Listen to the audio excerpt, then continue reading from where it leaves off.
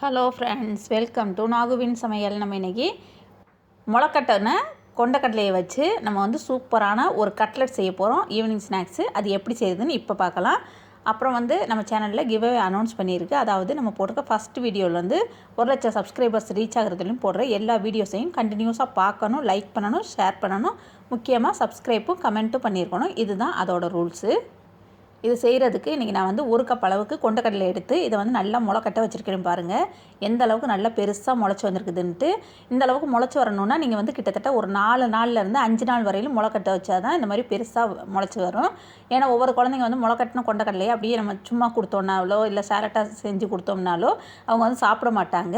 இந்த மாதிரி நம்ம வந்து கட்லெட்டு, முறுக்கு இந்த மாதிரியெல்லாம் செஞ்சு கொடுத்தோன்னா ரொம்ப ரொம்ப நல்லா இதுவாக சாப்பிடுவாங்க, இன்ட்ரெஸ்ட்டாக. அதே மாதிரி நம்ம சேனலில் வந்து முறுக்கு, இந்த கொண்டக்கடலை முளைக்கட்டினதை வச்சு முறுக்கு ரெசிபியும் அப்லோட் பண்ணியிருக்கு. தெரியாதவங்களுக்கு அதோட லிங்க்கும் கீழே வந்து டிஸ்கிரிப்ஷன் பாக்ஸில் கொடுக்குறேன், செக் பண்ணி பார்த்துக்கங்க.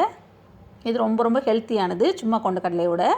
அப்புறம் 2 மீடியம் சைஸ் உருளைக்கிழங்கு எடுத்து நல்லா வேக வச்சுட்டு தோலெல்லாம் உரிச்சிட்டு இந்த மாதிரி நல்லா நசுக்கி எடுத்து வச்சுருக்கேன். நல்லா நைஸாக நசுக்கி எடுத்துக்கங்க. அப்புறம் இதுக்கு தேவையானது ஒரு சின்ன சைஸாக ஒரு வெங்காயத்தை எடுத்து நல்லா நைஸாக நறுக்கி எடுத்துக்கோங்க. எந்த அளவுக்கு நைஸாக நறுக்க முடியுமோ அந்தளவுக்கு நைஸாக நறுக்கிக்கங்க. அப்புறம் 2 பச்சை மிளகாய் எடுத்து அதுவே இந்த மாதிரி சின்ன சின்னதாக ரவுண்டாக நறுக்கி எடுத்துருக்கேன். நீங்கள் அவங்கவுங்க காரத்துக்கு தகுந்த மாதிரி கூட்டியோ குறைச்சோ பச்சை மிளகாய் எடுத்துக்கோங்க. அப்புறம் கொஞ்சமாக கொத்தமல்லி எடுத்து அதுவே நறுக்கி வச்சுருக்கேன். இதுக்கு பதிலாக நீங்கள் வந்து கருவேப்பிலை சேர்க்குறதுனா கூட சேர்த்துக்கலாம். இப்போ ஒரு மிக்ஸி ஜார் எடுத்து வச்சுருக்கேன். அந்த மிக்ஸி ஜாரில் அந்த கொண்டக்கடலையை சேர்த்துட்டு நம்ம வந்து என்ன பண்ணணும்னா ஃபஸ்ட்டு சும்மா அப்படியே தண்ணியெல்லாம் சேர்க்காமல் ஒரு ஓட்டி எடுத்துக்கலாம்.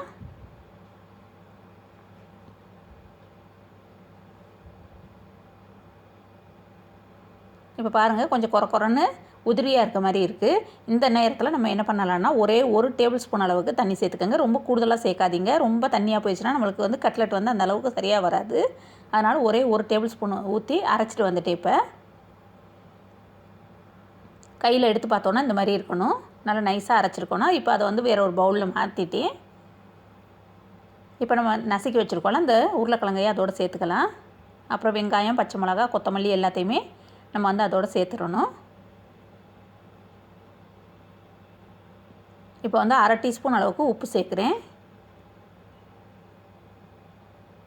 அப்புறம் 1/2 டீஸ்பூன் அளவுக்கு தனி மிளகா பொடி சேர்க்குறேன். ஏன்னா ஏற்கனவே நம்ம வேறு மிளகா சேர்த்துருக்கோம்ல, அதனால் இந்த மிளகா பொடியே போதுமானது.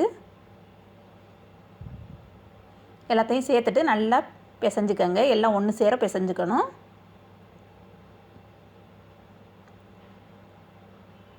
இப்போ இந்த மாதிரி கெட்டியாக பிசைஞ்சு எடுத்தாச்சு பாருங்கள். இதில் வந்து ஒரே 1 டேபிள் ஸ்பூன் அளவுக்கு அரிசி மாவு போட்டு பிசைஞ்சுக்கோங்க. அந்த வீடியோ வந்து எனக்கு வந்து மிஸ் ஆயிடுச்சு, அதனால் நீங்கள் அது காமிக்க முடியல. நீங்கள் வந்து அரிசி மாவு ஒரே 1 டேபிள் ஸ்பூன் போட்டு பிசைஞ்சிங்கன்னா அப்போ தான் கொஞ்சம் கிறிஸ்பியாக இருக்கும் நம்மளுக்கு.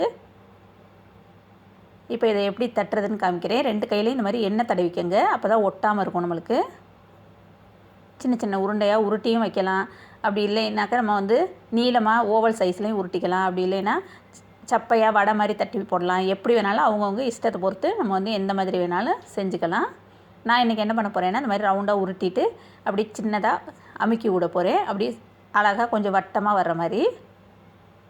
ரொம்ப லேசாகவும் அமுக்கி விட்றாதீங்க. கொஞ்சம் கனமாக இருந்தால் தான் கட்லெட் வந்து நல்லாயிருக்கும் நம்மளுக்கு பார்க்குறதுக்கு.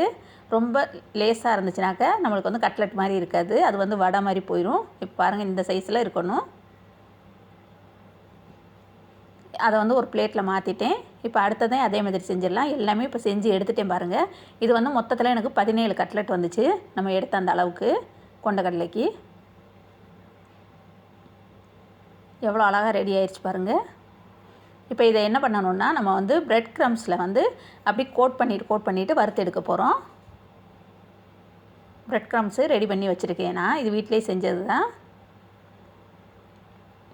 இப்போ அது பொரிக்கிறதுக்கு தேவையான அளவு எண்ணெய் ஊற்றிட்டு ஒரு சட்டி வந்து அடுப்பில் காய வச்சுருக்கேன்.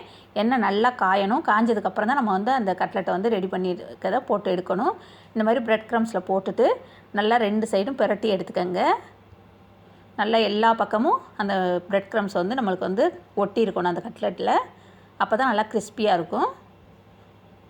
மெதுவாக போடுங்க. இந்த மாதிரி ஒரே நேரத்தில் நம்ம வந்து 2-3 கட்லெட் வந்து போட்டு எடுத்துடலாம்.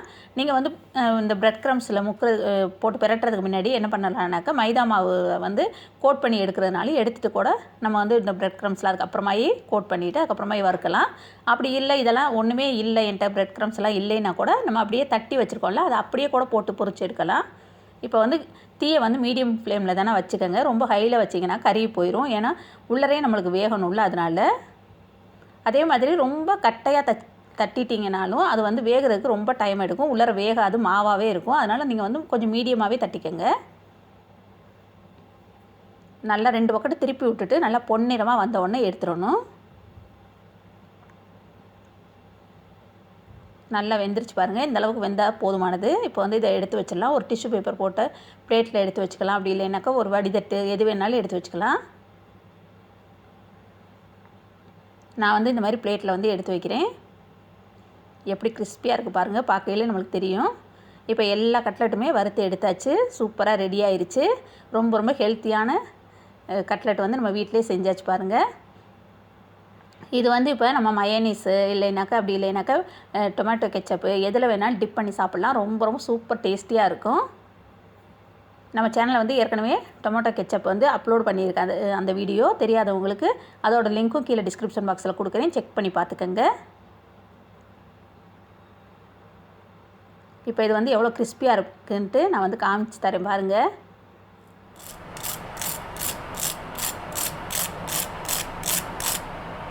பாருங்கள், இப்போ உள்ளரையும் பிச்சும் காமிக்கிறேன். நல்லா வெந்திருக்குது. உள்ளர நல்லா சாஃப்டாக இருக்குது, வெளியில் நல்லா கிறிஸ்பியாக இருக்குது.